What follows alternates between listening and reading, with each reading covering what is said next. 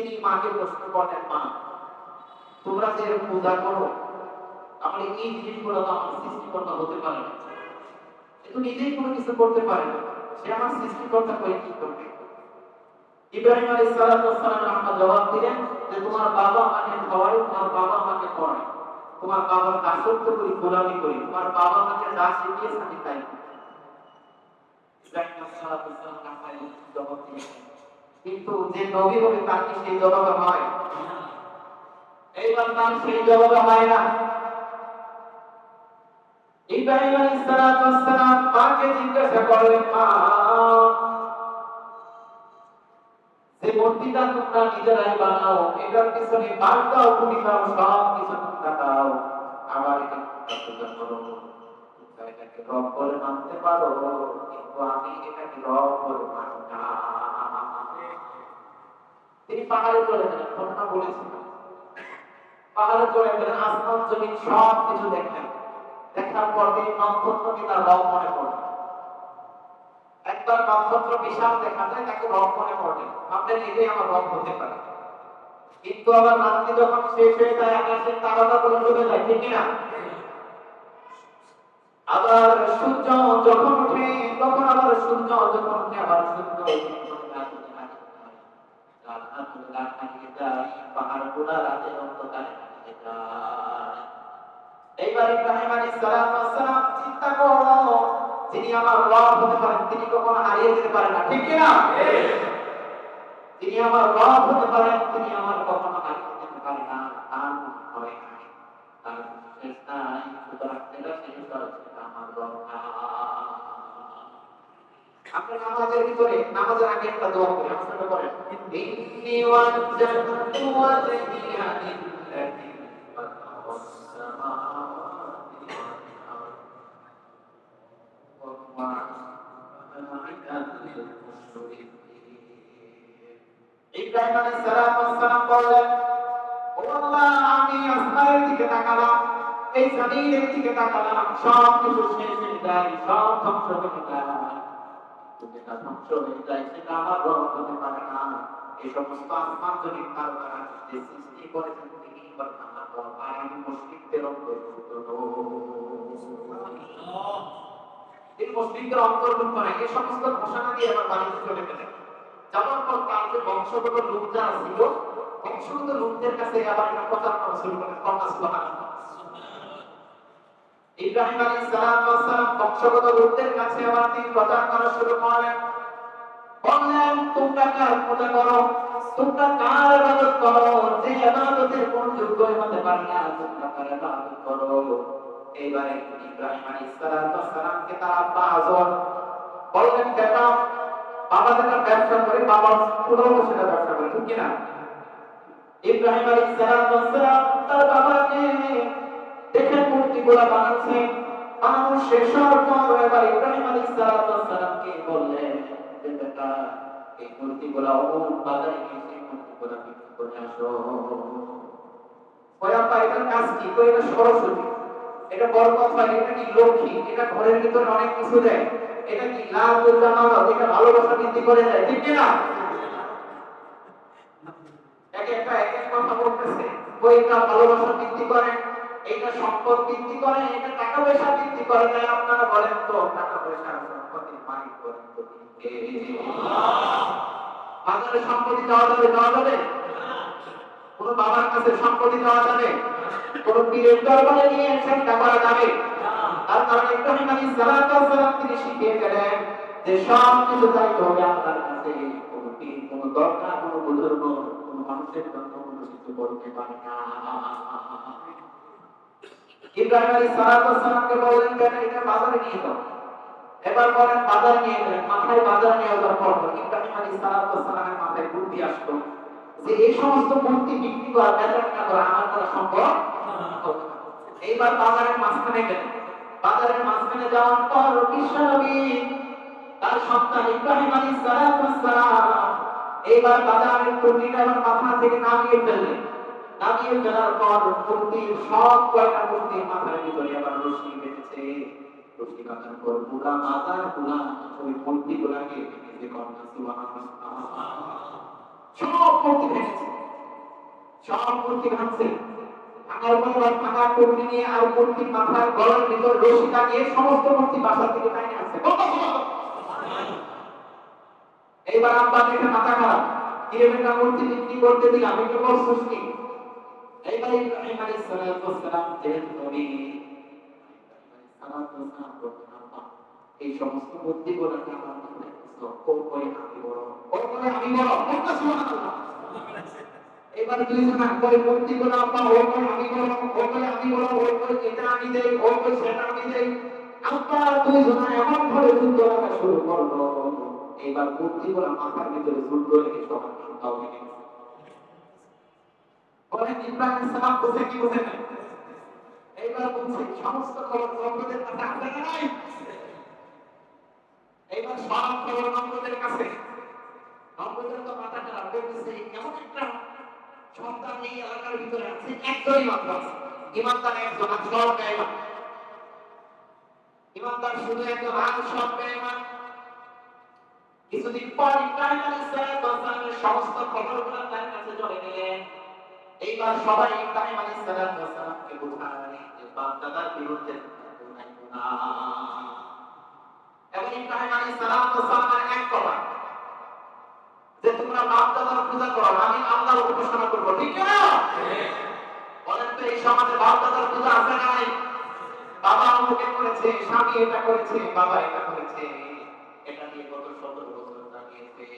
যখন দেখলো বাবার কিছু নাই, স্বামীরও কিছু নাই, তখন ভালো তারা বানিয়েছে। এই জন্য বাপ-দাদার দোহাই দিয়ে চলা যাবে? কথা বলে না, যাবে? বাপ-দাদার দোহাই দিয়ে চলা যাবে না। আমাদের দোহাই হলো আল্লাহ এবং রাসূলের হাদিসে কি আছে? এইবার ইব্রাহিম আলাইহিস সালামকে বললেন, বেটা যে ঘরে জন্মগ্রহণ করেছো সেটা বাবার নাম হলো আজর, এটা হলো নমরুদের ঘরের কাজ করে তার বাড়িতে খাইলা আর তার বাড়িতে পূজা করো, বাপ দাদার সব কিছু বাদ দিয়ে তোমার আল্লাহর সব বাদ দাও, বাপ দাদার ঘটনা মেনে নাও। এটা আমাদের সম্ভব না। কিছুদিন পর এবার তার এলাকার ভিতরে একটা মেলার আয়োজন করেন ইব্রাহিম আলাইহিস সালাম। তিনি মেলায় যাবেন না বলে মনে স্থির করলেন, কিন্তু এলাকার যে সমস্ত লোকজন আছে ইব্রাহিম আলাইহিস সালামকে বললেন যে আপনি অমুক একটা মেলার আয়োজন, সেই মেলাতে আপনি যান। ইব্রাহিম আলাইহিস সালামের কাছে আসলেন। এই মেলার ভিতরে তিনটা জিনিস থাকে যে ইব্রাহিম আলাইহিস সালামের চিন্তা হলো সেখানে যাবেন না, কিন্তু ওই সমস্ত এলাকার মানুষের কাজ হলো যে ইব্রাহিম আলাইহিস সালামের ঈমানকে কিভাবে দুর্বল করা যায় সেই ব্যবস্থা। এইবার ইব্রাহিম আলাইহিস সালামকে ঈমান নষ্ট করার জন্য প্রথমত মেলার আয়োজন করা হলো। আর মেলার ভিতরে ওই এলাকার সুশীল সুন্দর সুন্দরী নারীগুলা একেবারে উলঙ্গ করে মেলাতে ছেড়ে দেওয়া হলো। আপনারা বলেন গাজীপুরের মানুষের, আপনারা বলেন যদি এইরকম টাকার কোনো খবর পান আপনারা কি করবেন? 40 জন নারী আর পুরুষ একদম উলঙ্গ, এমন অবস্থা এদের সুন্দরী চেহারা দেখতে সবাই কাগজ বানিয়ে দেবে। এরকম মানুষকে গোছালো এবং মেলার ভিতরে ছেড়ে দেওয়া হলো। আপনারা বলেন কোন সুন্দরী এরকম নারীর সঙ্গে যদি আপনার দিন থাকতে ঈমান থাকবে? ইব্রাহিম আলাইহিস সালাম এইবারের খবর ইব্রাহিম আলাইহিস সালামের কাছে আসলেন। এইবার ইব্রাহিম আলাইহিস সালামের কাছে বললেন, বন্ধু চলো আমরা যাই, এটা কি দেখবা কত সুন্দর নারীরা নাচানাচি করে, যাও। ইব্রাহিম আলাইহিস সালাম বললেন, আমি মানসিকভাবে অসুস্থ, সুবহানাল্লাহ। তার কারণ এই সমাজের সমস্ত মানুষগুলা ধ্বংস হয়ে যাচ্ছে, সব মানুষগুলা বিপথে, সব মানুষগুলা ধ্বংস হয়ে যাচ্ছে, শিরকের আখড়ায় তারা নাচানাচি করতেছে। আপনারা বলেন সাধারণ বিবেকবান মানুষের বিবেক কি সুস্থ থাকতে পারে? কোন বিবেকবান মানুষের বিবেক সুস্থ থাকতে পারে না। ইব্রাহিম আলাইহিস সালাম সেই মেলার দিকে তিনি বলেন, তোমরা যদি আসর মেলায় যাও, আমি ঘরের ভিতরে আছি, তোমরা যে এই যে বাসায় যে মূর্তিগুলো বানাইছো, ইয়া বড় জিব্বাওয়ালা মূর্তি, ইয়া বড় হাতিওয়ালা মূর্তি, শুকুর বিড়াল কুত্তা যা আছে সব তোমরা বানাইছো, এগুলো আমি পাহারা দিই। পাহারা দেওয়ার দায়িত্ব কার কাছে? ইব্রাহিম আলাইহিস সালামের কাছে হলো পাহারা দেওয়ার দায়িত্ব। পাহারা দিবেন। আপনারা বলেন ইব্রাহিম আলাইহিস সালামকে আসলে মূর্তি পাহারা দিবেন? এইবার সবাই কানায়, এইবার সবাই কানায় চলে গেল। ইব্রাহিম আলাইহিস সালাম ভাবলেন তোমরা থেকে তোমরা গিয়েছো মদ খাইবার, এটা থেকে খাইবার, সব খেয়ে মাথা হয়ে যাবা। আর এদিকে আমার জানা আমি ইব্রাহিম আলাইহিস সালাম এটা করে ফেলবো। ইব্রাহিম আলাইহিস সালাম পূজা করে গেলেন।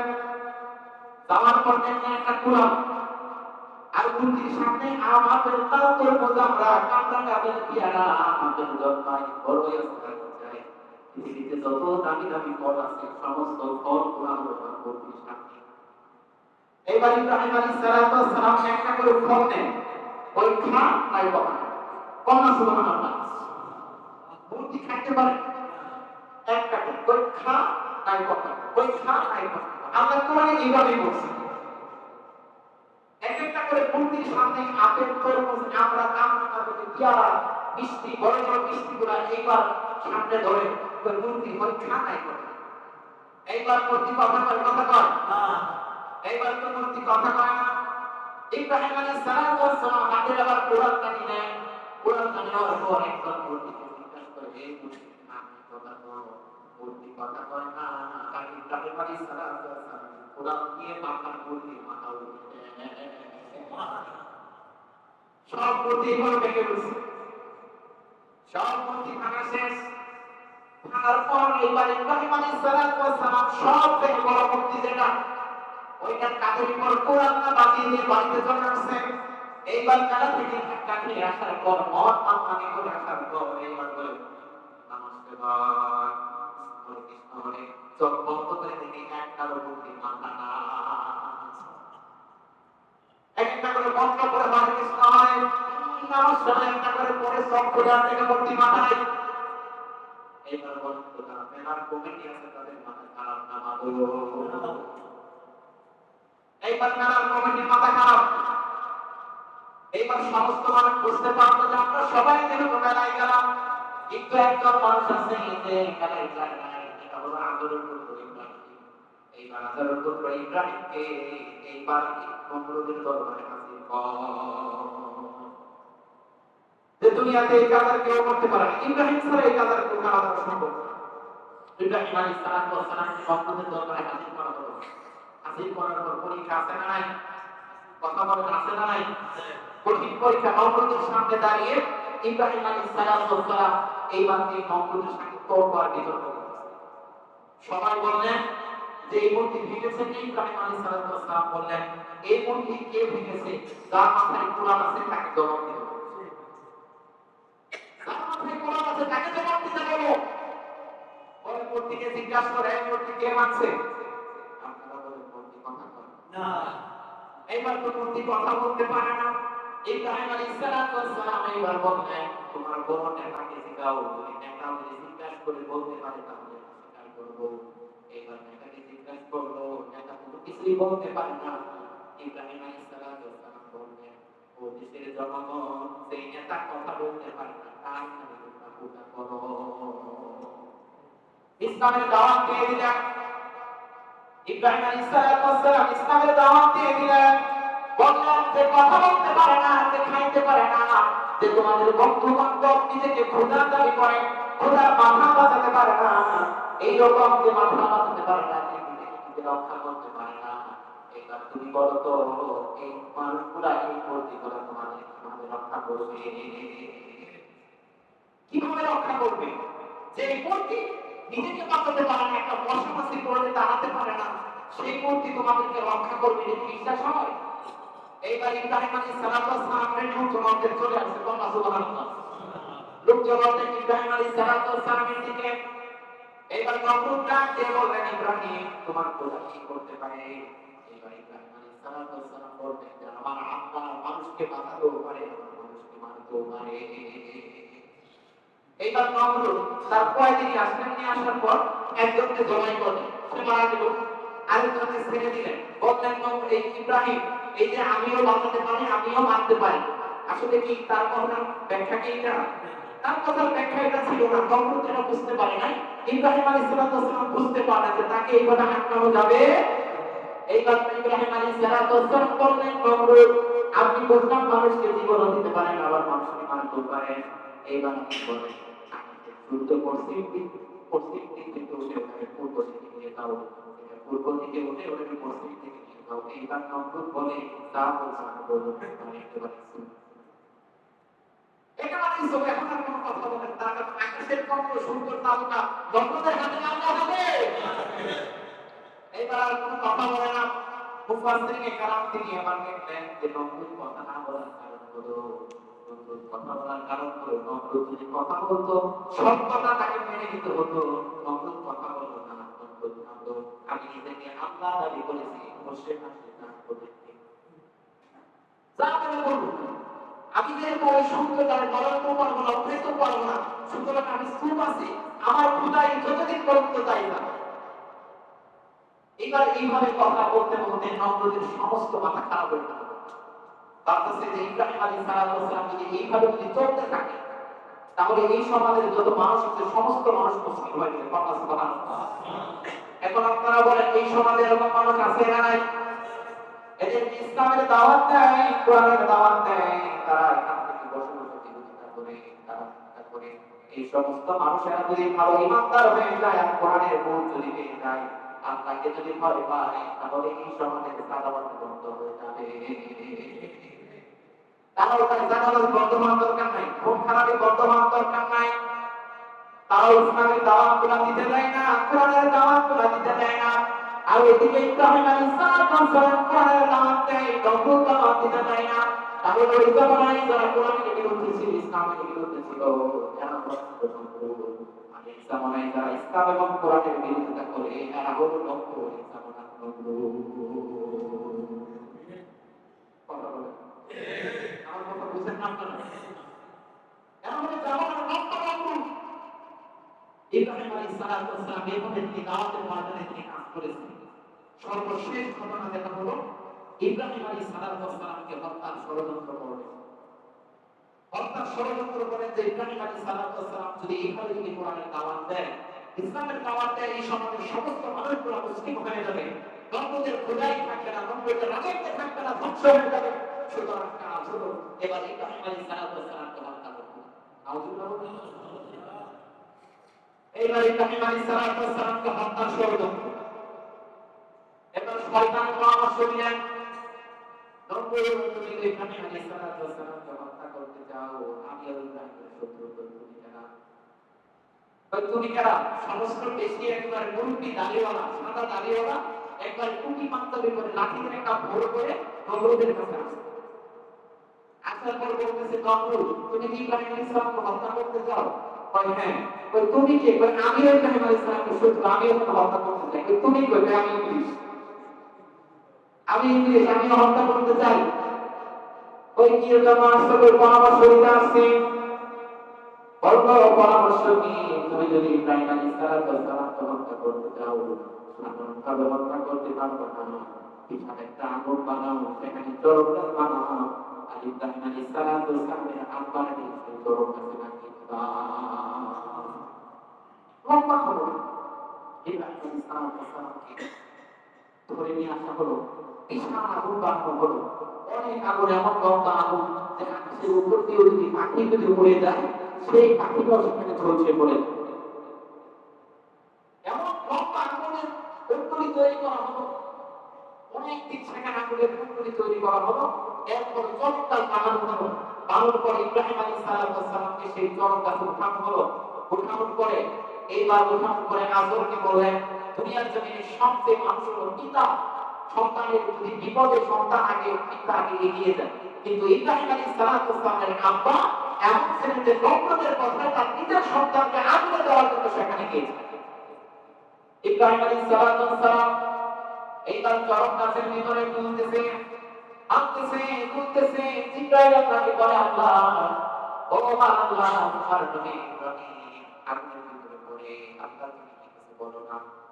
এবার জিবরাইল আলাইহিস সালাম, ইসমাঈল আলাইহিস সালাম, ইসরাফিল আলাইহিস সালাম, এবার জিবরাইলকে বলে, নবী আপনি হুকুম দেন, এক পাখার ঝটকাতে নমরুদ আগুন নিভিয়ে দে। আমরা বলে বলতাম তুমি যদি আসতো ঝটকা দিয়ে নিয়ে দাও। এইভাবে ইসরাফিল আসলেন, মিকাইল আসলেন, জিবরাইল আসলেন, আজরাইল আসলেন, কিন্তু ইব্রাহিম আলাইহিস সালাম বললেন, ও ফেরেশতারা তুমি আসছো, তুমি যার বান্দা, আমি তোমার বান্দা, তোমরা যে আসছো আমি তোমাদের কাছে সাহায্য চাই না। যে আল্লাহ আসমানে তিনি আছে সেই আল্লাহ কি দেখে না যে তার নবী আগুনে পুড়ে গেছে? আল্লাহ কি দেখেন না যে আমার নবী আগুনে পড়ে? ইসরাফিলকে বললেন তুমি চলে যাও, মিকাইলকে বললেন তুমি চলে যাও, জিবরাইলকে বললেন তুমি চলে যাও, আজরাইলকে বললেন তুমি চলে যাও। আল্লাহ বড় খুশি হয়ে গেলেন। এইবার বললেন যে ইব্রাহিম আলাইহিস সালাম ও নমরুদের আগুন কিন্তু আমার নবী আগুন থেকে বের থাকবে। ও আমার নবী আপনার জন্য আগুন বাড়ি জান্নাতে বিছানা বানায় দিলাম। আগের পথে অবিচল রেখে আমার মন যেন হয় তোমারই কাছে মিনতি আমার, তোমারই কাছে মিনতি আমার, ও মহান মানের পথে অবিচল রেখে আমার মন যেন হয়। ইব্রাহিম আলাইহিস সালামকে তিনি দেখলেন নমরুদের মেয়ে, সেখান থেকে দেখলেন বাবার আগুন নিভে ছাই হয়ে যাচ্ছে। ইব্রাহিম আলাইহিস সালামকে পরবর্তীতে জিজ্ঞাসা করা হলো, নবী এই দুনিয়াতে আসার পর সবচেয়ে সুখের স্থান আপনি কোথায় কাটিয়েছেন? এবার বলে নমরুদের আগুনেতে 40 দিন ছিলাম, সেই আগুন ছিল সবচেয়ে আমার জন্য আনন্দদায়ক। মুসার মতো ইমান হবে, সাগর জুড়ে রাস্তা খুলে, মুসার মতো ইমান হবে, সাগর জুড়ে রাস্তা খুলে। ইব্রাহিমের মতো ইমান যদি থাকে তোমার বিদ্যমান, উৎসরতে আগুন হয়ে যায় তুমি বাবা। তাহলে আমাদের ইমান হবে মুসার মতো, ঠিক না? আমাদের ইমান হবে ইব্রাহিম আলাইহিস সালামের মতো। আমরা জীবন দিয়ে দিব, রক্ত দিয়ে দিব, তবুও বাতিলের সামনে মাথা নত করা যাবে না। কোন সময় বাতিলের সামনে মাথা নত করা যাবে তার কারণ আমাদের উত্তরসূরিরা এটা শিখিয়ে দিয়েছেন, মামুনুল হক সাহেব এটা শিখিয়ে দিয়েছেন, গোলাম আজম এটা শিখিয়ে দিয়েছেন, শেখ মুজিবুর রহমান তিনিও জীবন দিয়ে মানুষকে শিখিয়ে দিয়েছেন বাতিলের সামনে কখনো মাথা নত করা যাবে না। ঠিক না? বাতিলের সামনে কখনো মাথা নত করা যাবে না। তার কারণ আমাদের জাতির পিতা ইব্রাহিম আলাইহিস সালাম তিনি শিখিয়ে দিয়েছেন ইসলামের দাওয়াত আর কোরআনের দাওয়াত দিতে গেলে হুক্কারের বাধা আসবে, সরকারের বাধা আসবে, প্রশাসনের বাধা আসবে, কমিটির বাধা আসবে, বিভিন্ন সময় বিভিন্ন বাধা আসবে, কিন্তু সমস্ত বাধাকে উপেক্ষা করে দিয়ে কোরআনের কথা আর ইসলামের কথাগুলো বলতেই হবে। এভাবে তিনি ইসলামের দাওয়াতগুলো তিনি দিলেন। দেওয়ার পর সর্বশেষ যেটা আমাকে বলা হয়েছিল কুরবানির আলোচনা, কুরবানির ঘটনাগুলো এখান থেকে শুরু হয়েছে। আমাদের জাতির পিতা ইব্রাহিম আলাইহিস সালাম তার একটা পুত্র ছিল, নাম ছিল কি বলেন তো? রব্বি হাবলি মিনাস সালিহিন। ইব্রাহিম আলাইহিস সালাম নমরুদের সঙ্গে যুদ্ধ ঘোষণা করলেন, নমরুদ পরাজিত হয়ে গেলেন। এইবার ইব্রাহিম আলাইহিস সালামের যখন 82 বছর বয়স কিংবা 83 বছর বয়স, আল্লাহর কাছে সব সময় বলতে রব্বি হাবলি মিনাস সালিহিন। তাইলে কার কাছে, কার কাছে আমরা যাইবো? কার কাছে? কোন পীরের দরবারে যাবো? কোন বাবার দরবারে যাবো? বয়স কত বছর? কত বছর? 86 বছর কিংবা 82 বছর, এই দুটি বা মাঝখানে আগে পিছনে একটা বয়স হবে। এই 82 বছর বয়সে ইব্রাহিম আলাইহিস সালামের কোন সন্তান ছিল না। যদি বিয়ের পর যদি আমাদের 7 বছর বা 5 বছর হয়, এরপরও যদি আমাদের কোনো বাচ্চা কিংবা কোনো সন্তান যদি না হয়, বাংলাদেশের ভিতরে 7 নাম্বার কবিরাজবাড়ি, কুকুর কবিরাজবাড়ি, কুকুর কবিরাজবাড়ি, কোনো কবিরাজবাড়ির মাটি আমরা রাখি না, ঠিক কিনা? কিন্তু 82 বছর বয়স এখনো সন্তান, 82 বছর বয়স এখানে সন্তান হয় না। এইবার আল্লাহর কাছে সব সময় মনে বলে, স্ত্রীকে বলে হাজেরা, আর ছিল সারা, স্ত্রীকে বলবো হাজেরা, আল্লাহর কাছে সব সময় দোয়া করে। তার কারণ আল্লাহ যদি সন্তান যদি থাকে তাহলে সন্তান অবশ্যই আমাদের দিবে। এবং সবসময় বলতেন রব্বি হাবলি মিনাস সালিহিন, আল্লাহ দুঃখের খাওয়ার জানাই এমন একটা সন্তান দান করো সেই সন্তানটা হবে নেককার এবং আল্লাহ তোমার পথে দান করে দিব। আল্লাহ এই সন্তান তোমার কাজ করবে, কোরআনের কাজ করবে, ইসলামের কাজ করবে, এমন একটা সন্তান আমাকে দান করো। এইবার 82 বছর বয়স হওয়ার পর এইবার আল্লাহ রাব্বুল আলামিন এইবার নবী ইব্রাহিমের মুখের দিকে তাকালেন, তাকিয়ে দেখলেন যে আমার নবী একটা সন্তান চাই। এবার হাজেরার গর্ভে হযরত ইসমাঈল আলাইহিস সালামকে পাঠিয়ে দিলেন। এবার হাজেরার গর্ভে ইসমাঈল আলাইহিস সালামকে পাঠিয়ে দিলেন। পাঠিয়ে দেওয়ার পর আস্তে আস্তে বড় হন, বড় হওয়ার পর এইবার আল্লাহর নির্দেশ, যখন অল্প কিছুদিন বয়স হলেন এইবার আল্লাহ ইব্রাহিম আলাইহিস সালামকে নির্দেশ দিলেন যেমন কেমন পরীক্ষার উপরে পরীক্ষা। এক তো ৮৬ বছর বয়সে সন্তান হয়েছে, এই সন্তান হওয়ার পর যখন মোটামুটি একটু হাঁটতে পারে, মাত্র একটু হাঁটতে পারে, সেই সময় আল্লাহর নির্দেশ ইব্রাহিম আলাইহিস সালামকে বললেন যে ইব্রাহিম তোমার সন্তান এবং তোমার স্ত্রীকে মক্কার প্রান্তরে ওই মরুভূমিতে রেখে আসো। আল্লাহ সুবহানাহু পরীক্ষা কঠিন না সহজ? কথা বলে না, পরীক্ষা কঠিন না সহজ? এইবার কঠিন পরীক্ষা। ইব্রাহিম আলাইহিস সালামকে বললেন নবী আপনার যে সন্তান পেয়েছি এই সন্তানকে এবার আপনি রেখে আসেন। কোথায় রেখে আসবো? মরুর প্রান্তরে রেখে আসবো। এইবার ইব্রাহিম আলাইহিস সালাম এইবার চিন্তা করলেন যে আল্লাহর আদেশ, এইবার মরুর প্রান্তরে সন্তান রাখতে হবে। স্ত্রীকে বললেন স্ত্রী চলো এবার বের হও, আমাদেরকে নিয়ে কোথাও যাবো। স্ত্রীকে নিয়ে হাঁটতে শুরু করলেন মক্কার প্রান্তরে। স্ত্রীকে নিয়ে গেলেন, যাওয়ার পর শিশুপুত্র ইসমাঈল আলাইহিস সালাম এবং বিবি হাজেরা দুইজনকে এবার মরুর প্রান্তরে রাখলেন। সাথে ছিল পুষ্টিময় কিছু পানি এবং হালকা কিছু শুকনা খাবার। এবার স্ত্রীকে জিজ্ঞাসা করলেন স্ত্রী ও আমার স্বামী আপনি যে আমাকে এখানে রেখে যাচ্ছেন শুধু এইটুকু বলে যান আপনার শিশুপুত্র আমার কোনো মায়া লাগে না। আপনার ৮২ বছর ৮৬ বছর বয়সে একটা সন্তান হলো, আর এই শিশুপুত্র সন্তান সহ আমি হাজেরাকে এই মরুর প্রান্তরে রেখে গেলে আপনি বলেন তো কি করতে চাচ্ছেন? এবার ইব্রাহিম আলাইহিস সালাম বললেন হাজেরা তুমি চিন্তা করো না, আল্লাহ আমাকে আদেশ দিয়েছে আর এই জন্যই আমি তোমাদের এখানে রেখে গেলাম। সুবহানাল্লাহ, মাথায় গিয়ে বলছে যদি আমাদের স্ত্রীকে বললাম স্ত্রী অনেকদিন খাইছে এবার বাপের বাড়ি গিয়ে খাও, তাই এই তো যায় না। আর যেখানে ৮২ বছর বয়সে সন্তান হয়েছে এই সন্তান সহ শিশুপুত্র সন্তান সহ পরিবার পুত্র সন্তান সহ পরিবার পুত্র স্ত্রীর এমন একটা জায়গায় রেখে যাচ্ছে যেখানে কোনো বাড়ি নাই, যেখানে কোনো ঘর নাই, যেখানে অন্য কোনো কিছু নাই, সেখানে রেখে যাচ্ছে। এবার আল্লাহ ইব্রাহিম আলাইহিস সালাম যখন যাচ্ছেন তার স্ত্রী জিজ্ঞাসা করলো স্বামী আপনি যে আমাদেরকে এখানে রেখে যাচ্ছেন আপনি এতটুকু বলেন আমাদের কেন এখানে রেখে যাচ্ছেন? ইব্রাহিম আলাইহিস সালাম আয়াত করে জানিয়ে দিলেন ও আমার প্রিয়তম স্ত্রী তোমাকে রেখে যাচ্ছি না, আল্লাহ রাব্বুল আলামিন হুকুম করেছেন আর এই জন্যই আমি তোমাদের এখানে রেখে গেলাম। স্ত্রী আবার নিশ্চিন্ত হয়ে গেলেন, স্ত্রী নিশ্চিন্ত হয়ে গেলেন। এইবার আমাকে ডাক দিয়ে বললেন আল্লাহ যেহেতু আমার স্বামী আপনি হুকুম করেছেন আর আপনার হুকুমের কারণে এখানে রেখে যাচ্ছে, সুতরাং আমি স্ত্রী আর কোনো কথা বলবো না। আল্লাহ যা করে বান্দার মঙ্গলের জন্য করে। এইবার সেখানে কিছুদিন থাকলেন, থাকা খাওয়ার পর আস্তে আস্তে সেখানে যে খাবার ছিল সেখানে মুরগি খেজুর যেটা ছিল আস্তে আস্তে সেই খেজুর শেষ হয়ে যাচ্ছে, পানি শেষ হয়ে যাচ্ছে। আপনার তো হতাশ হয়ে যেতাম যে পানি নাই খাবার নাই কি করব, বাসায় যদি একটু খাবার যদি না থাকে আমরা পেরেশান হয়ে যাই।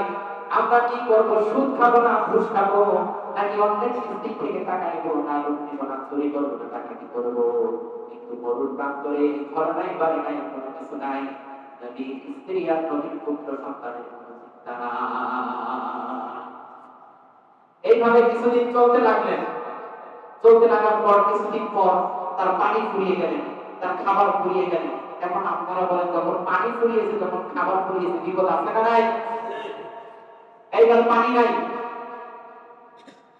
ইব্রাহিম আলাইহিস সালাম এমন জায়গায় রেখে গেলেন, কোনো পানি নাই, মরুর প্রান্তরে ধু ধু করে যেদিকে তাকাই ঘর নাই, বাড়ি নাই, কোনো কিছু নাই। এবার পানি তো শেষ হয়ে গিয়েছে। দেখে হাজেরা একবার সাফার দিকে দৌড়ায়, একবার মারওয়ার দিকে দৌড়ায়, ডানে বামে এইভাবে সাতবার করে দৌড়ালে হঠাৎ করে দেখেন শিশুপুত্র ইসমাঈল আলাইহিস সালাম যেই মাত্র জমিনে যেই মাত্র আঘাত করেছে, সেই মাত্র দপ্তরের মুখে জান্নাতের পানির নহর ফুটে গিয়েছে। সেই মাত্র সাফার দিকে দৌড়ালেন, মারওয়ার দিকে দৌড়ালেন, এভাবে সাইড করতেছিলেন যে কোথাও পানি পাওয়া যায় কিনা, দৌড়াদৌড়ি করতেছেন কিনা। ইব্রাহিম আলাইহিস সালামের স্ত্রী হাজেরা যখন দৌড়াদৌড়ি করতে লাগলেন, তখন আল্লাহ তাআলা দেখলেন যে ওরা পানির জন্য ছটফট করতেছে। যেহেতু শিশুপুত্র ইসমাঈল আলাইহিস সালাম যেহেতু একজন নবী হবে, ঠিক যেই মাত্র পূর্ণ প্রান্তরের নবী যেই মাত্র আঘাত করেছেন, মরুভূমি থেকে তাও থেকে সেখানে জান্নাত থেকে পানির নহর ছুটে গিয়েছে। আর এই শিশুপুত্র ইসমাঈল আলাইহিস সালামকে ইব্রাহিম আলাইহিস সালাম মাঝে মধ্যে দেখতে আসার পর যখন তিনি বাড়িতে থাকতেন, এর ভিতরে ইব্রাহিম আলাইহিস সালাম তিনি স্বপ্নে দেখেন যে তিনি তার প্রিয় বস্তু কুরবানি করতেছেন, তার প্রিয় বস্তু কুরবানি করতেছেন। তাহলে এই যে প্রিয় বস্তু কুরবানির কথা আমি আয়াত করেছিলাম, ইন্না আ'তাইনাকা কাউসার ফাসাল্লি লিরাব্বিকা ওয়ানহার ইন্না শানি'আকা হুয়াল আবতার। এইবার আপনারা আমি বললেন, শোনো, তোমরা আগে নামাজ পড়ো, আমি কি করো? তোমরা আগে নামাজ পড়ো, এরপর আল্লাহর উদ্দেশ্যে কি করো? কুরবানি করো। সূরা কাউসারের ব্যাখ্যাটা একটু বাসায় গিয়ে পড়বে।